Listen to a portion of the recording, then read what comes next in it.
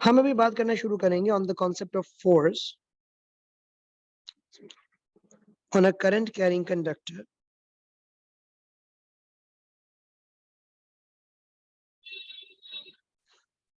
placed in a magnetic field.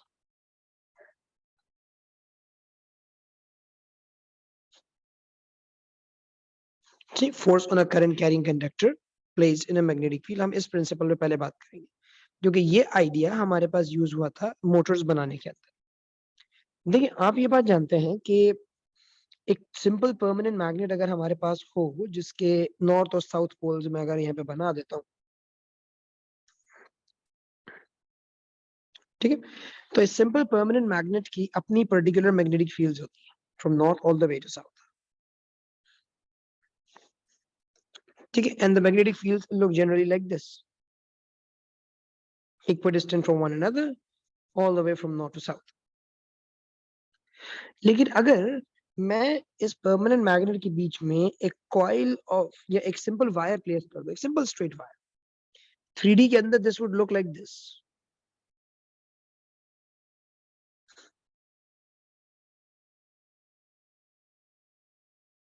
इसका 3D effect मैं आपको दिखा देता हूँ। 3 डायमेंशन में मेरी इस बात का मतलब क्या है।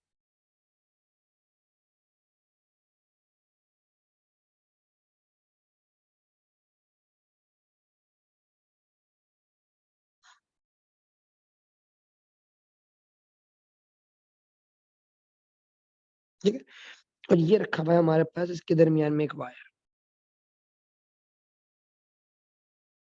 जो हमारे पास यहाँ पे इस मैग्नेट की मैग्नेटिक फील्ड में आ रहा है।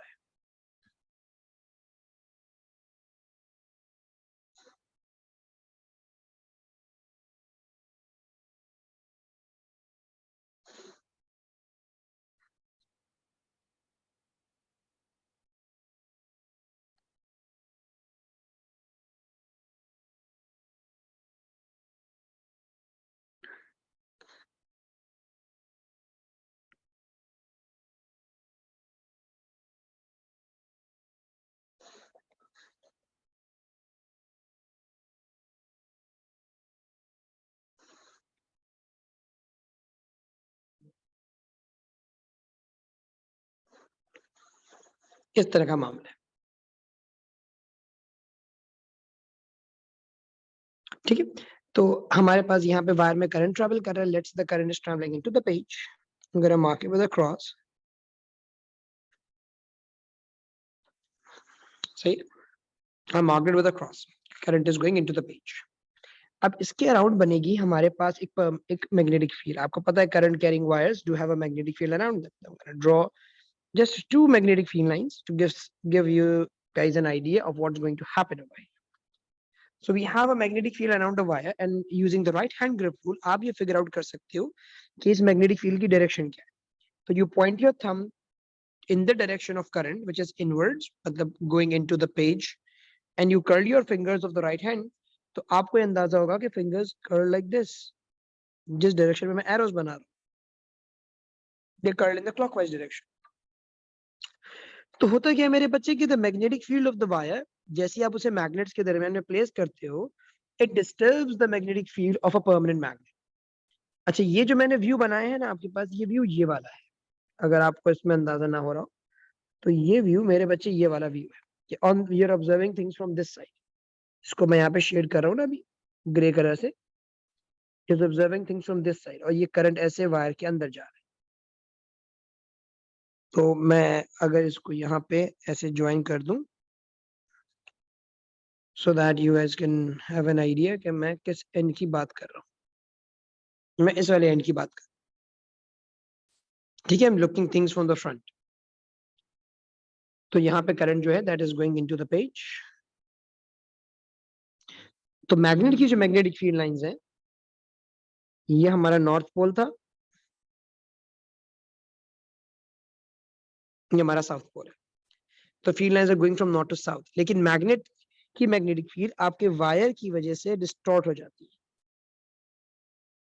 है। वायर की मैग्नेटिक फील्ड्स जो है वो मैग्नेट की मैग्नेटिक फील्ड्स को डिस्टर्ब करती हैं,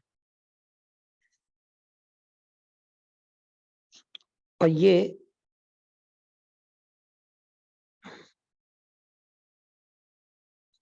कुछ ऐसा सिनेरियो क्रिएट होना शुरू हो जाए।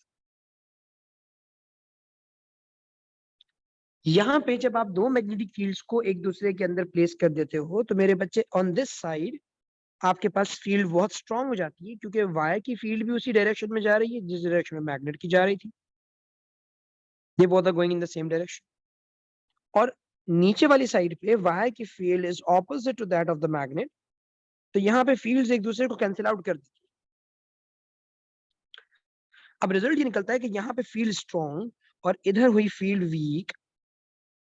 इसी वजह से प्रोड्यूस होती है आपके वायर पे एक फोर्स, क्योंकि जो ऊपर वाली फील्ड है जो स्ट्रांग हुई है वो आपके वायर को पुश करती है, और नीचे से जिसमें फील्ड्स कैंसिल आउट हो गई ये आपके वायर की फील्ड को कैंसिल आउट कर देती है।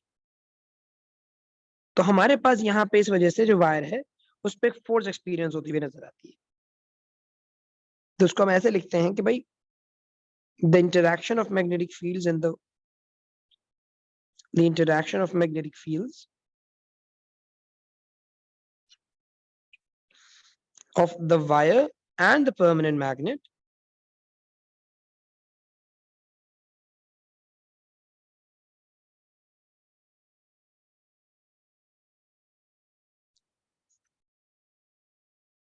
create a force on the conductor. See, this force is perpendicular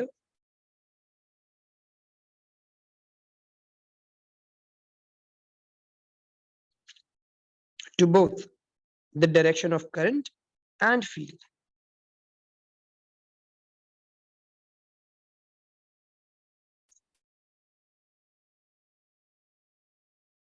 इसकी जो डायरेक्शन होती है वो आपकी मैग्नेटिक फील्ड और करंट दोनों के साथ 90 डिग्रीज के एंगल पे होती है। कि आप इसको ऐसे समझें कि जो वायर हमने बनाया था, दिस इज योर कंडक्टर, सही है, conductor is basically the wire and the magnetic field is moving from north to south.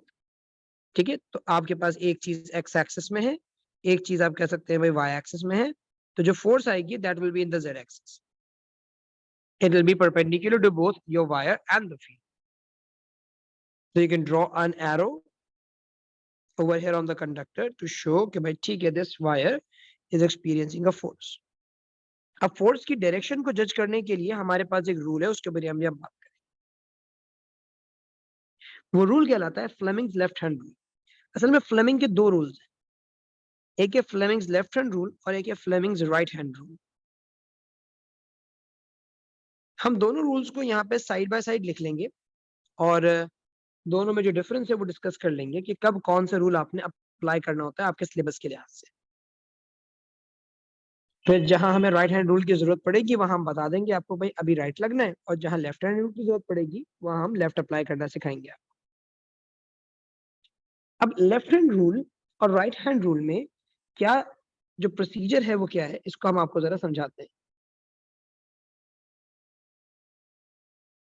The right hand grip rule is something else मेरे बच्चे। To give you an idea of Fleming's left hand rule and right hand rule, let me do one thing.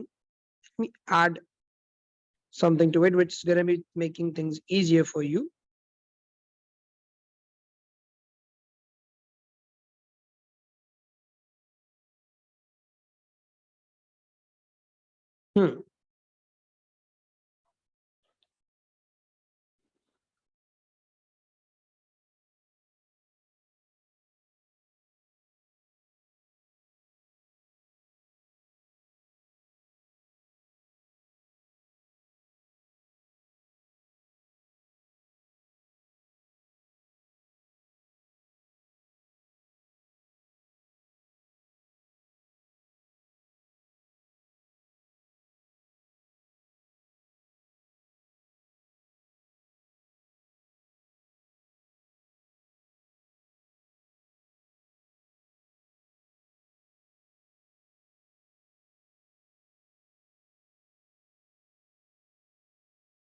ये हमारे पास यहाँ पे detail है regarding the Fleming's hand. Fleming's left hand rule and Fleming's right hand rule are basically when you arrange your thumb, your first finger and your second finger all at 90 degrees to one another. आप अपनी first finger को, second finger को और thumb को एक दूसरे से बिल्कुल परपेंडिकुलर अरेंज कर लेते हो, क्योंकि आपके पास यहाँ पे ये तीनों चीजें, फोर्स जो आपके वायर पे लगेगी, मैग्नेटिक फील्ड जो आपके मैग्नेट की होती है, और करंट जो आपके वायर में ट्रेवल करता है, ये तीनों चीजें आपस में एक दूसरे से 90 डिग्री के एंगल पे। तो जैसे यहाँ पे आपके पास इमेज बनी हुई है, तो you arrange your first finger, your second finger and your thumb in this manner.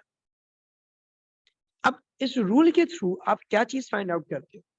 देखिए, अगर आपके पास फ्लेमिंग का लेफ्ट हैंड रूल हम आपको पहले सिखाएं, फ्लेमिंग का लेफ्ट हैंड रूल में जो थंब है, it tells you the direction of force on your wire, क्योंकि हमें जो असल चीज फाइंड आउट करनी होती है वो ये कि इस वायर पर जो फोर्स लग रही थी वो फोर्स किस डायरेक्शन में थी। तो thumb tells you force, first finger tells you magnetic field and second finger tells you the direction of current. आप इस ऑर्डर को याद कर सकते हो FBI के नमोनिक से। मैग्नेटिक फील्ड का सिंबल बी होता है, ये अभी आप जब आगे जाएंगे अपने लेवल्स में इंशाल्लाह तब सीखेंगे। मैग्नेटिक फील्ड की जो स्ट्रेंथ का सिंबल है that's actually B. So you can remember the mnemonic using FBI, force, field and current. Fleming के लेफ्ट हैंड रूल को अप्लाई कब किया जाता है, किस सिचुएशन में हम अप्लाई करते हैं, अगर आप ये देखें तो ये अप्लाई होता है उस वक्त जब आपको मैग्नेटिक फील्ड और करंट के बारे में एग्जामिनर बता दे कि मैग्नेट्स कहाँ रखे हुए हैं, फील्ड लाइंस कहाँ से कहाँ जा रही है, और आपके पास कंडक्टर पे फोर्स आपको निकालनी हो। ठीक, मैग्नेटिक फील्ड और करंट आपको पता हो और जो फोर्स है वो आपको फिगर आउट करनी हो, उस वक्त आप फ्लेमिंग को लेफ्ट हैंड रूल अप्लाई करने का काम करते हैं। Magnetic field and current is known. Force is something that you have to determine. इसकी एप्लीकेशन मतलब कहाँ, किन केसेस में ऐसा हो रहा होगा कि आपको ये चीजें गिवन होंगी, ये मालूम करना होगा।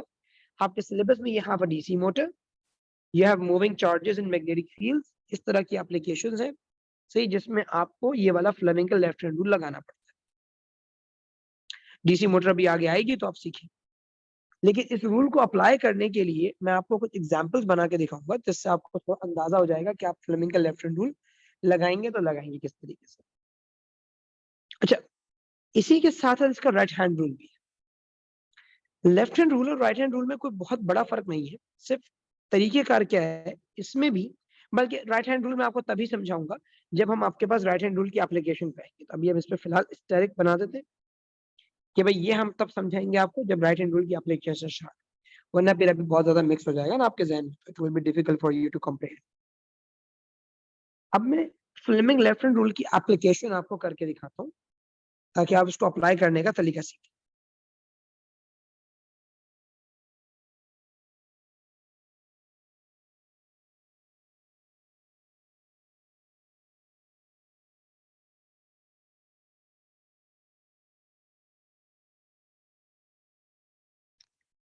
हम एप्लीकेशन के लिए आपके पास यहाँ पे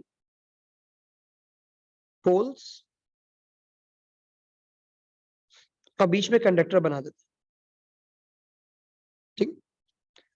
और इस तरह से हम कुछ रेप्लिकेशंस कर लेते हैं, 4 हम यहाँ ड्रॉ कर लेते हैं।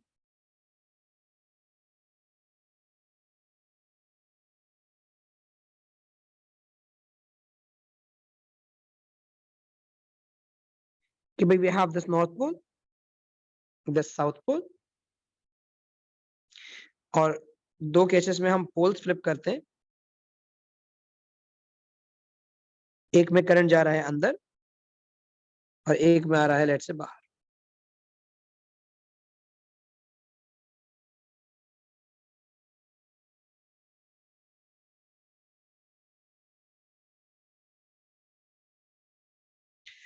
क्वेश्चन में हमारे पास इस तरह की सिचुएशन आ सकती है जिसमें हमें फ्लेमिंग का लेफ्ट हैंड रूल अप्लाई करके फाइंड आउट करना हो हमारे पास जो वायर पे फोर्स है वो किस डायरेक्शन में एक्ट करने का काम कर रही है। अब इसको अप्लाई करने के लिए जो तरीकेकार है उसको जरा आप समझते हैं। सबसे पहला काम आपने ये करना होता है कि आप अपने मैग्नेट की मैग्नेटिक फील्ड को सेट कर दीजिए कि भाई it's moving from north to south. ये सिर्फ आपको समझाने के लिए ड्रॉ कर रहा हूँ, ये आपने हर बार ड्रॉ नहीं करना होता। सही, you are not suppose to draw them, it's just to give you an idea कि आपने सबसे पहले ये देखना है कि आपकी मैग्नेटिक फील्ड की डायरेक्शन क्या है। फिर आपने देखना है कि आपके पास करंट की डायरेक्शन क्या है। ये जो क्रॉस है, cross means current is going into the page and dot means current is coming out of the page. अब फोर्स फाइंड आउट करने के लिए कि भाई इस वायर पे फोर्स कहाँ लगेगी, आप फ्लेमिंग का लेफ्ट हैंड रूल लगाएं। तो लेफ्ट हैंड रूल कब अप्लाई होता है, जब आपको फील्ड और करंट गिवन हो और आपको फोर्स फाइंड आउट करनी। तो मैं क्या करता हूं, मैं अपना यहाँ पे कैमरा जरा ओपन करता हूं ताकि थोड़ा आपको इस चीज का अंदाजा हो सके कि आपने ये लेफ्ट हैंड रूल अप्लाई कैसे करना है। तो मैंने कैमरा ओपन किया हुआ है, आप कैमरे में देख सकते हैं कि मैं किस तरीके से इसको अप्लाई करने जा रहा हूं। मैंने अपने थंब को, फर्स्ट फिंगर को और सेकंड फिंगर को, जैसे आप ये देख सकते होंगे कैमरा के अंदर, एक दूसरे के साथ 90 डिग्रीज पे सेट कर दिया। My thumb, my first finger and my second finger, they are all set at 90 degrees to one another. सबके दरमियान में एक 90 डिग्री का एंगल जो है वो क्रिएट हुआ है। अब इसको यहाँ पे अप्लाई कैसे किया जाता है जरा ये देख। The first thing that you are supposed to do is, ये आपके मैग्नेटिक फील्ड वाली जो फर्स्ट फिंगर है उसको आप नॉर्थ से साउथ की डायरेक्शन में सेट कर दीजिए। जिस डायरेक्शन में आपकी मैग्नेटिक फील्ड है उसी डायरेक्शन में आपने अपनी फर्स्ट फिंगर को सेट कर दिया, क्योंकि ये first finger represents the magnetic field. Thumb आपको एंड में बताएगा कि फोर्स की डायरेक्शन क्या है ना, तो थंब को आप एंड में खुद देखिएगा कि थंब पॉइंट कहाँ कर रहा है। तो आपने अपनी फर्स्ट फिंगर को पॉइंट आउट कर दिया in the direction of magnetic field all the way from north to south. उसके बाद अब आप देखते हैं करंट। आपकी सेकंड फिंगर जो है, सेकंड फिंगर करंट की डायरेक्शन में पॉइंट हुई। अगर आप करंट की बात करते हैं तो यहाँ पे current is going into the page, cross बना हुआ है। तो आपने अपनी फिंगर को आगे पीछे नहीं करना है, इस फर्स्ट फिंगर को कुछ नहीं कीजिए, ये एक बार जहां सेट हो गए इसको सेट रहने दीजिए। आप अपनी रिस्ट को रोटेट करें कि आपकी सेकंड फिंगर जो है वो करंट की डायरेक्शन में पॉइंट, जैसे ये है कि आपकी first finger from north to south, सही। Your second finger is pointing in the direction of current. आप ऊपर से देख सकते हैं यहाँ पे कि मैंने सेकंड फिंगर को पॉइंट किया हुआ इनटू द पेज। मेरी फर्स्ट फिंगर मैग्नेटिक फील्ड के एतबार से नॉर्थ से साउथ की तरफ जा रही है। तो फर्स्ट फिंगर को मैग्नेटिक फील्ड की डायरेक्शन में सेट किया, रिस्ट रोटेट करके सेकंड फिंगर को करंट की डायरेक्शन में सेट किया। जो थंब है that's telling you the direction of force, and you can see your thumb is Poynting downwards.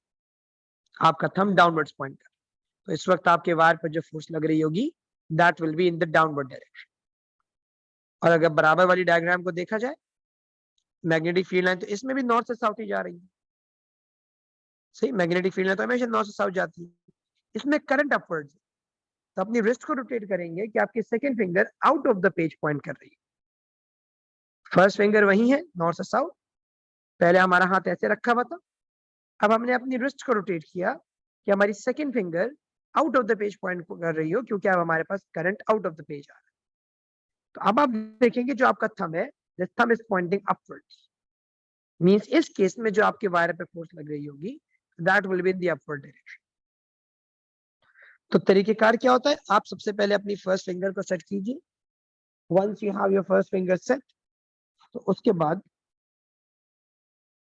ठीक, उसके बाद फिर आप जो है वो उस चीज के ऊपर जाते हैं कि अच्छा भाई ठीक है, first finger is now set.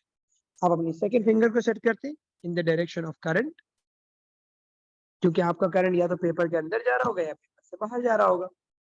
तो आपको अपनी सेकंड फिंगर को या तो स्क्रीन की तरफ पॉइंट करना होगा या स्क्रीन से अवे। इसीलिए हमने अपनी रिस्ट को रोटेट किया था कि अपनी फर्स्ट फिंगर को सेम डायरेक्शन में रखते हुए सेकंड फिंगर को करंट की डायरेक्शन में सेट किया जा सके। और थंब डिपेंड प्रोवाइड कर रहा है हमें डायरेक्शन ऑफ फोर्स। तो हमारे पास वायर पे जो force I that force is in the downward direction. इस वाले केस में हमारा थंब नीचे पॉइंट कर रहा था, तो the force is in the downward direction. और इस वाले केस में थंब ऊपर की तरफ पॉइंट कर रहा था, तो जो फोर्स है हमारे पास that is in the upward direction. शहर इसके लेक्चर्स को दोबारा देखना। लेफ्ट हैंड रूल वाला जो मामला है वो फौरन अप्लाई करने में थोड़ा सा मुश्किल होता है, तो आप 2-3 दफा जब ये लेक्चर देखोगे आप अपने फिंगर को इसके हिसाब से सेट करना सीख जाओगे। मैंने अभी जो स्क्रीन ओपन की थी ये मैंने इसीलिए ओपन की थी ताकि आप यहाँ पे इसको देख सको। मैं एक बार और ऑल दो दिखा सकता हूँ, स्क्रीन शेयर ऑफ करके सिर्फ आपका कह लीजिए कि जो एक मुझे आपसे स्क्रीन शेयर ऑफ करनी पड़ेगी और मैं सिर्फ कैमरा ऑन कर लेता हूँ ताकि आप लोगों के लिए देखना आसान हो जाए इस चीज को।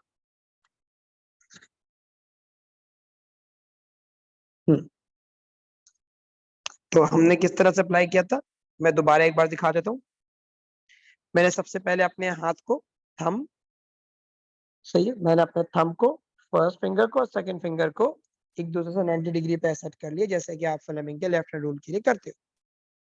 फिर आपने क्या करना होता है, आप अपने फर्स्ट फिंगर को जो मैग्नेटिक फील्ड बताता है उसको इन the direction of magnetic field set कर। आप ऊपर से अगर देखें तो आपको अंदाजा होगा field lines are moving from north to south, तो आपने अपनी फर्स्ट फिंगर को in the direction of field set कर दिया। फिर आपने सेकंड फिंगर को जो कि करंट है उसको करंट की डायरेक्शन में सेट किया, तो इस तरीके से the second finger is pointing in the direction of current, that is into the page। तो आपका जो thumb है वो बता रहा है where would the direction of force be। Thumb is pointing downwards, this means that the force is also going to act in the downward direction। और यही चीज अगर आप इसके लिए करते तो फर्स्ट फिंगर नॉर्थ से south in the direction of field, second finger current के हिसाब से अगर देखें तो current is coming out of the page. So for that you have to rotate your wrist so that your second finger is now pointing in the upward direction। The thumb is now telling me the direction of force, जो कि upwards है। This is how the rule works।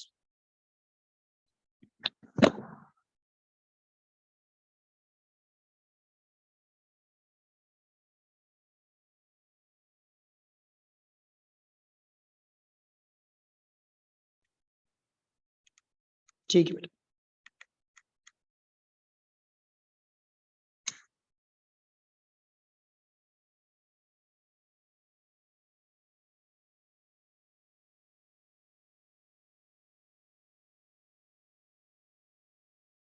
उधर nuclear की बात करेंगे हम। ये school में हो गया कि आपके स्पेस फिजिक्स?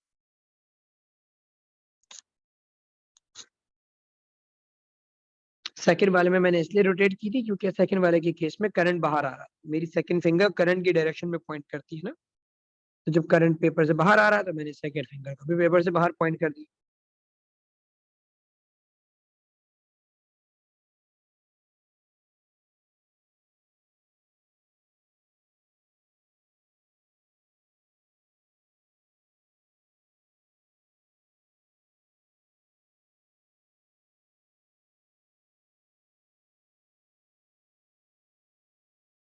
अब हमारे पास अगर यहाँ देखा जाए नॉर्थ से साउथ, इस केस में हमारी डायरेक्शन ऑफ फील्ड डिफरेंट हो गई है, तो मैं मशवरा दूंगा आप अपना हाथ ना घुमाइएगा, ये बहुत मुश्किल हो जाता है इस पोजीशन में अपने हाथ को रोटेट करना ना, या आप उल्टा हाथ रखिए। तो मेरा मशवरा ये है कि आप अपने रजिस्टर्स को रोटेट कर लीजिएगा ताकि आपकी फर्स्ट फिंगर वैसे ही पॉइंट करती रहे, और आप रजिस्टर क्योंकि उल्टा रखेंगे तो अब साउथ आपको इस साइड पे दिखेगा और नॉर्थ आपको इस साइड पे दिखेगा, तो आपके लिए अपनी फिंगर्स के हिसाब से वर्क करना आसान हो जाएगा। यहाँ पे आपके पास जो डायरेक्शन ऑफ फोर्स है वो फ्लिप हो जाएगी, क्योंकि जैसे ही पोल्स फ्लिप होते हैं या करंट फ्लिप होता है, याद रखिएगा अगर आप पोल्स की लोकेशन को फ्लिप करेंगे या करंट की लोकेशन को फ्लिप करेंगे तो उस पर लगने वाली डायरेक्शन ऑफ फोर्स जो है वो फ्लिप हो जाएगा।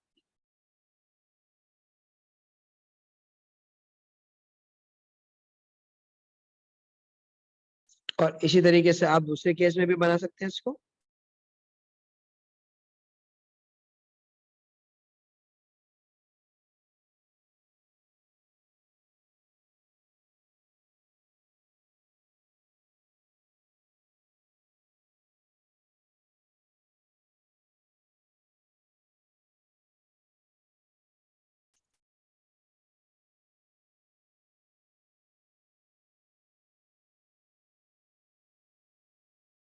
So this is how the direction of force actually acts over there।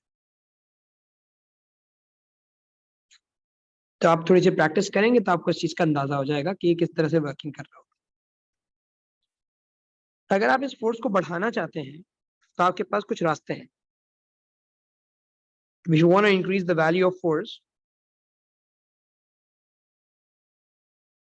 जिसको आप दूसरे अल्फाज में मैग्नीट्यूड भी कहते हैं,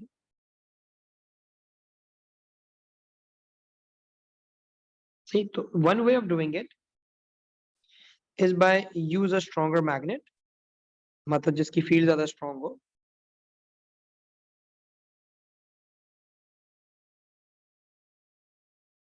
Number 2, use more current in wire. Wire में जो करंट है उसको आप बढ़ाएं. And number 3, use a longer piece of wire in magnetic field.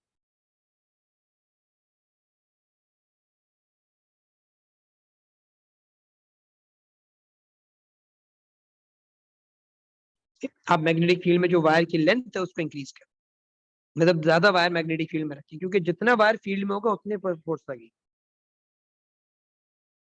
फिर एक और बात याद रखिएगा बेटा कि न्यूटन्स के थर्ड लॉ के मुताबिक फोर्स हमेशा पेयर्स में पैदा होती है. तो अगर आपने जब वायर को मैग्नेटिक फील्ड में रखा था तो फोर्स सिर्फ वायर पे नहीं आ रही थी, फोर्स आपके मैग्नेट पे भी लग रही थी. अगर आपके वायर पे फोर्स नीचे लग रही है तो उसके बाद मैग्नेट के ऊपर फोर्स ऊपर की तरफ लग रही है.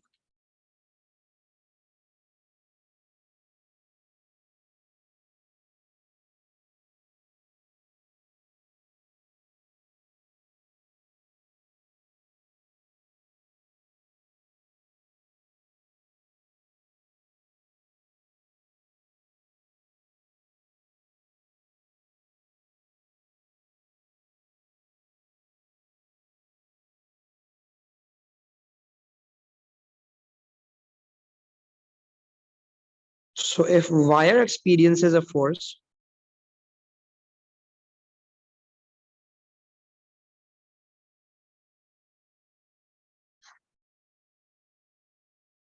so does a magnet.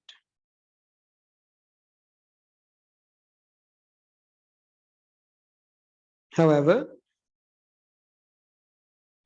the force is equal in magnitude but opposite in direction.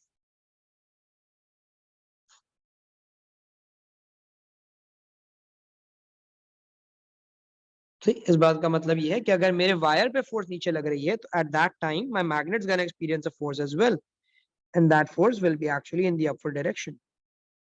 See, this is the force on magnet.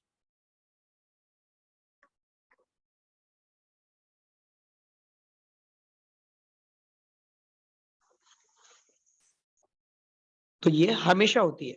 हमें लगता है अच्छा, देखिए फ्लेमिंग के लेफ्ट हैंड रूल से आपके पास जो फायर पे फोर्स है वो मिलती है, मैग्नेट वाली नहीं मिलती. मैग्नेट वाली अब न्यूटन के थर्ड लॉ से फाइंड आउट करने का काम करती है. तो if your magnet if your wire is experiencing upward force, magnets will experience downward force. Longer wire से हेल्प इस तरह से होती है कि असल में जो वायर में मूव करते हुए इलेक्ट्रॉन्स होते हैं ना, फोर्स उन पे लग रही होती है. तो जितना वायर मैग्नेटिक फील्ड में होगा उतने इलेक्ट्रॉन्स अपने ऊपर फोर्स एक्सपीरियंस करेंगे और आपकी टोटल फोर्स बढ़ जाएगी. अगर आप वायर को कम रखेंगे मैग्नेटिक फील्ड के अंदर, ज्यादातर वायर फील्ड से बाहर होगा, तो थोड़े से इलेक्ट्रॉन्स पे ही फोर्स लगेगी और उसके नतीजे में आपके वायर पे टोटल फोर्स भी कम आएगी.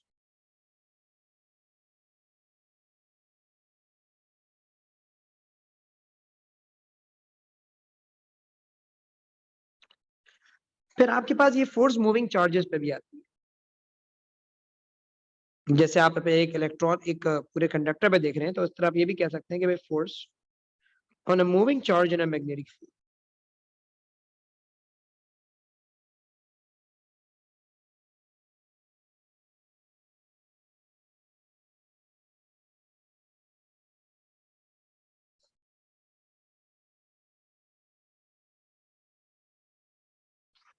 जब आप बात करते हैं force on a moving charge in a magnetic field के ऊपर, तो यहाँ पे हम ये एज्यूम करते हैं कि भाई we are given a magnetic field over here to us, which is kind of like you can say भाई into the plane of paper. ठीक, ये हमने हमारे पास मैग्नेटिक फील्ड है and I am marking crosses over here.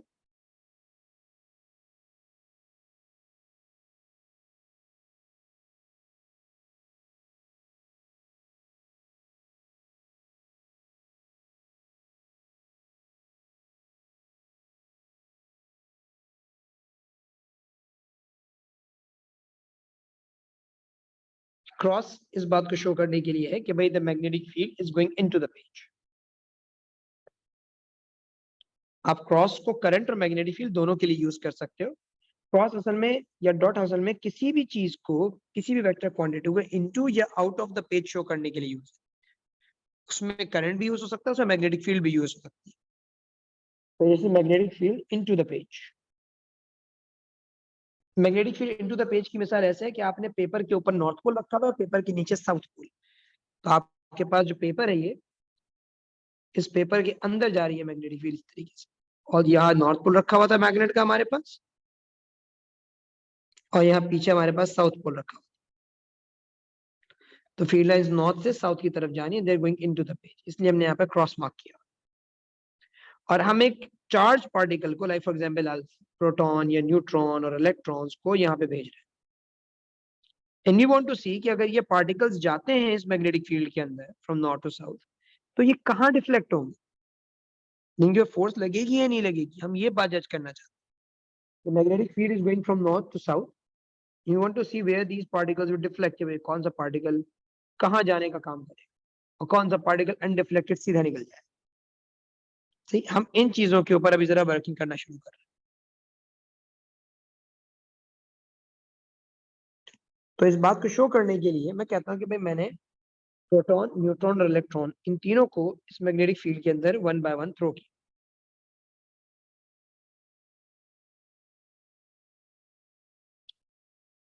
Neutron मेरे बच्चे neutral होता है, तो वो चार्ज पार्टिकल, यानी वो चार्ज पार्टिकल ही नहीं है, तो वो मैग्नेटिक फील्ड में डिफ्लेक्ट नहीं होता। लेकिन प्रोटॉन्स और इलेक्ट्रॉन्स डिफ्लेक्शन करने का काम करते हैं। उसकी वजह बताता हूं मैं क्यों। हमने ये बात सीखी है कि मैग्नेटिज्म मूविंग चार्जेस की वजह से आती है। अगर प्रोटॉन या इलेक्ट्रॉन ट्रैवल करते हैं, मूव करते हैं, तो उनके अराउंड एक मैग्नेटिक फील्ड बनती है। तो जैसे ही आपके पास प्रोटॉन या इलेक्ट्रॉन ट्रैवल करने का काम करेंगे, तो उनकी ट्रैवलिंग से उन चार्ज पार्टिकल्स के अक्रॉस, मतलब एक छोटा सा अगर प्रोटॉन ट्रैवल करता हुआ जा रहा है, तो प्रोटॉन के अराउंड एक मैग्नेटिक फील्ड बन चुकी है। या इलेक्ट्रॉन ट्रैवल करता हुआ जा रहा है कहीं पे, तो उस इलेक्ट्रॉन के अराउंड एक मैग्नेटिक फील्ड बन चुकी है। तो जब ये प्रोटॉन्स और इलेक्ट्रॉन्स किसी मैग्नेटिक फील्ड में एंटर होते हैं, तो उस मैग्नेट की मैग्नेटिक फील्ड के साथ इंटरैक्ट करते हैं। जैसे ये वायर का केस था कि जब वायर को आपने मैग्नेटिक फील्ड में रखा था, तो वायर के अराउंड बनने वाली मैग्नेटिक फील्ड आपके मैग्नेट की फील्ड के साथ इंटरैक्ट करना शुरू हो गई थी, जिससे प्रोड्यूस हुई थी फोर्स। तो यहाँ पे भी जब आपके पास प्रोटॉन्स और न्यूट्रॉन्स और इलेक्ट्रॉन्स की जब बात आती है, तो प्रोटॉन और इलेक्ट्रॉन जब ट्रैवल करते हैं, मूव करते हुए जाते हैं, तो उनके अराउंड एक मैग्नेटिक फील्ड बनती है, जो कि इस मैग्नेट की मैग्नेटिक फील्ड के साथ इंटरैक्ट कर जाता है। न्यूट्रॉन क्योंकि न्यूट्रल है, उस पर चार्ज ही नहीं है, तो वो जब ट्रैवल करता है तो अपने अराउंड कोई मैग्नेटिक फील्ड नहीं क्रिएट करता, इसीलिए वो मैग्नेटिक फील्ड में से अनडिफ्लेक्टेड गुजर जाता, क्योंकि उसमें कोई फोर्स ही नहीं लग रही थी। फोर्स लगती तो वो ऊपर नीचे मूव होता है ना कहीं, लेकिन फोर्स ना लगने की वजह से न्यूट्रॉन को हम अनडिफ्लेक्टेड बना, तो हम यहाँ पे कह देते हैं कि भाई it has no charge, so no deflection. लेकिन प्रोटॉन कहाँ डिफ्लेक्ट होगा और इलेक्ट्रॉन कहाँ डिफ्लेक्ट होगा, ये अब हम जरा सीखते हैं, क्योंकि उन पे चार्ज है, और जब वो मूव करेंगे तो उनकी मैग्नेटिक फील्ड मैग्नेट की फील्ड के साथ इंटरैक्ट जरूर करेगी। देखो, अगर प्रोटॉन और इलेक्ट्रॉन की बात करें तो थोड़ा सा हमें अपनी डीसी सर्किट्स को रिकॉल करना। हमने बात सीखी है कि भाई इलेक्ट्रॉन और करंट ये एक दूसरे के ऑपोजिट होते हैं डायरेक्शन, क्योंकि इलेक्ट्रॉन्स अगर ट्रैवल कर रहे हैं टू द राइट, तो हम करंट को शो किया करते थे भाई टू द लेफ्ट, क्योंकि करंट हमेशा, आप देखो ना, याद करो, इलेक्ट्रॉन बैटरी के नेगेटिव से पॉजिटिव शो करते थे, करंट को पॉजिटिव से नेगेटिव। तो करंट की डायरेक्शन इलेक्ट्रॉन्स के ऑपोजिट कंसीडर की जाती है। लेकिन प्रोटॉन्स के मामले में ये होता है कि जिस तरफ प्रोटॉन जा रहा होता है, करंट उसी डायरेक्शन में कंसीडर किया जाता है। इसकी जो वजह है, इसकी वजह यह है कि इलेक्ट्रॉन्स की डायरेक्शन के ऑपोजिट होना, समझ लीजिए ऐसा है जैसे प्रोटॉन्स की डायरेक्शन में चल, moving opposite to the direction of electron is like moving in the direction of proton, क्योंकि electron is a negative charge particle, proton is a positive charge particle. आपका करंट नेगेटिव चार्जेस के opposite दिखाया जाता है, negative charge अगर right जा रहा है तो आप करंट को लेफ्ट शो करते हैं। तो ये मिसाल ऐसी हो गई जैसे कि करंट पॉजिटिव चार्जेस की डायरेक्शन में होता है, तो अगर कोई पॉजिटिव चार्ज राइट साइड पे जा रहा है तो आप करंट को उसी डायरेक्शन में शो करो। ये चीज क्यों जरूरी है हमारे लिए समझना? ये समझना इसलिए जरूरी है क्योंकि फ्लेमिंग का लेफ्ट हैंड रूल जब हम अभी लगाने जाएंगे तो उसमें तो सेकंड फिंगर करंट होती है। एफबीआई के मुताबिक सेकंड फिंगर तो करंट की डायरेक्शन है। अब मसला ये आ रहा है भाई, क्योंकि सेकंड फिंगर यहाँ पे करंट की डायरेक्शन के अंदर आप बात कर रहे हो, तो इधर तो करंट है ही नहीं एक तरह से, यहाँ तो कोई वायर नहीं था, पर आपको डिफ्लेक्शन शो करने का काम करना है। आप तब डिफ्लेक्शन कैसे शो करोगे? आप अपनी सेकंड फिंगर को जो करंट शो कर रही है उसको इलेक्ट्रॉन के ऑपोजिट डायरेक्शन में और प्रोटॉन की डायरेक्शन के अंदर प्लेस करोगे कि जिस तरफ आपके पास इलेक्ट्रॉन है उसके ऑपोजिट अपनी सेकंड फिंगर सेट कर, और जिस तरफ पॉजिटिव चार्ज जा रहा है जब प्रोटॉन पे फोर्स दिखानी होगी तो अपनी सेकंड फिंगर को उसी डायरेक्शन में रखो। तो मैं अगर इसको आपको बना के दिखाऊं, मैं पहले इलेक्ट्रॉन के रिस्पेक्ट से आपको बना के दिखाता हूँ। तो मैं जरा स्क्रीन शेयर ऑफ कर रहा हूँ और कैमरा में ऑन कर रहा हूँ, तो आप कैमरे पे नजर रखिएगा।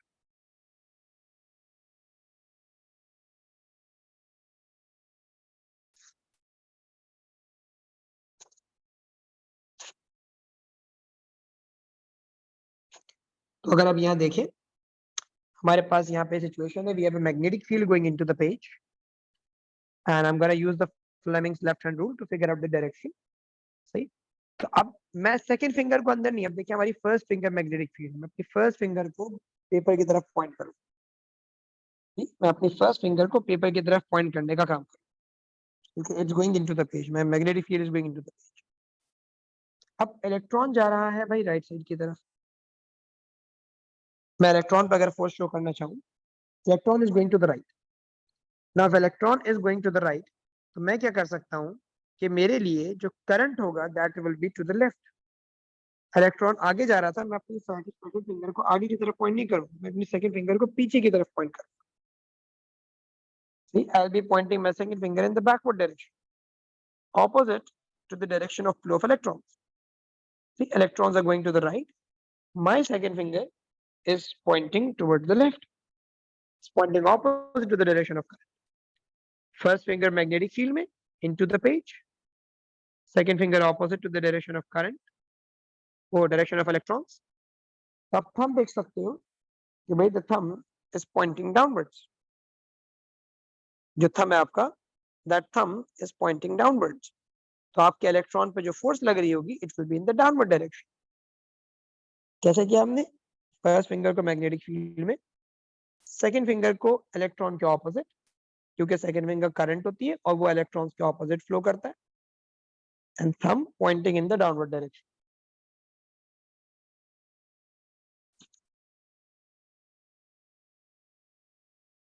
But thumb is downward. आपका थंब डाउनवर्ड नहीं हो रहा होगा, मेरा थंब डाउनवर्ड ही है।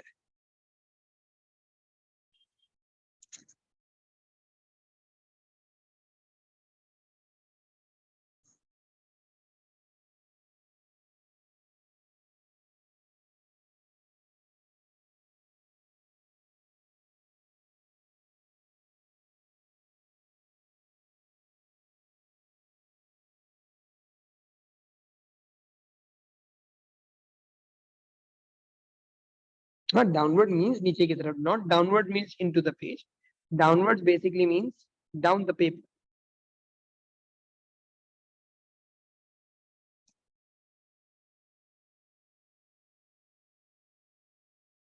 अच्छा, वो डाउनवर्ड समझा। अच्छा, ओ हो सही। तो भाई इलेक्ट्रॉन की डिफ्लेक्शन हमने ऐसे बना दी, इलेक्ट्रॉन नीचे की तरफ डाउन डिफ्लेक्ट हुआ और it is going out of the page in this. Proton क्योंकि पॉजिटिव है वो ऊपर की तरफ डिफ्लेक्ट होगा,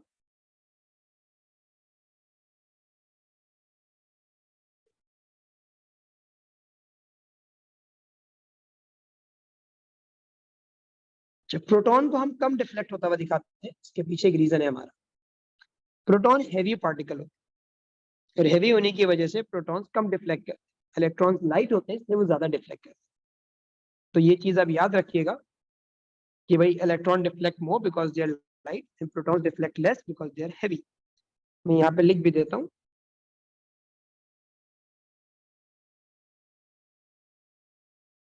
Protons deflect less as they are heavy, and electrons deflect more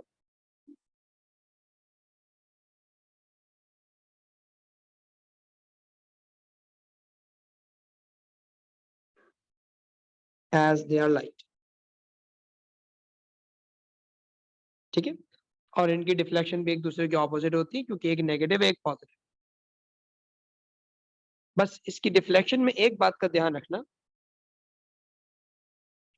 कि भाई deflection should start the moment particle enters the field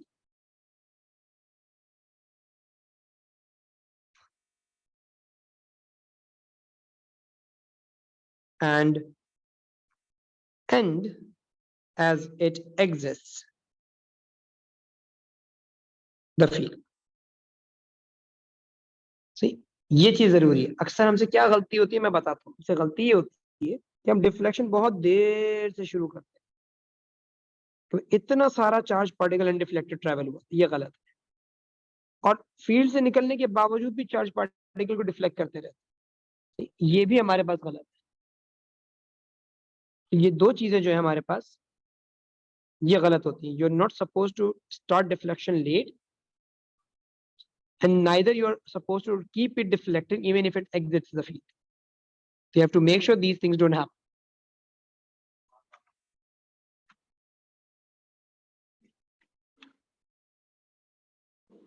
proton के लिए आपने सिर्फ ये करना होगा कि आप अपनी सेकंड फिंगर को जिस डायरेक्शन में प्रोटॉन भेजा गया था उसी डायरेक्शन में रख दीजिए। उसके लिए मैं मशवरा दूंगा आप अपना पेज रोटेट कर लीजिएगा क्योंकि आपके लिए वो हाथ रोटेट करना थोड़ा मुश्किल हो जाए। मैंने डायरेक्टली कंक्लूजन इसलिए कर दी क्योंकि मुझे पता है इलेक्ट्रॉन अगर नीचे डिफ्लेक्ट हुआ है तो प्रोटॉन ऊपर की तरफ ही डिफ्लेक्ट होगा क्योंकि उस पर ऑपोजिट चार्ज।